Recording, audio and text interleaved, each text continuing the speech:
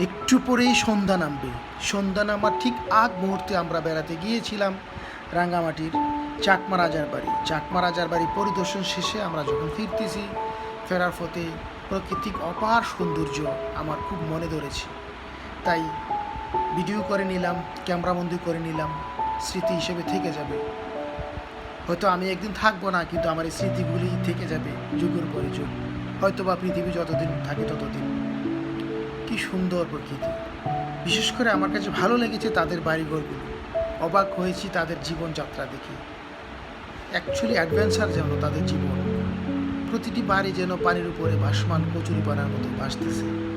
মনে হচ্ছে যেন আর এক হাত পানি হলেই তাদের ঘরের মধ্যে পানি ঢুকে যাবে। তবুও জীবন থেমে নেই, জীবন চলছে তার নিজস্ব গতিতে। সত্যিই দেখতে খুবই সুন্দর লাগে দূর থেকে। ভালো লেগেছে, ভীষণ উপভোগ করেছি। ধন্যবাদ।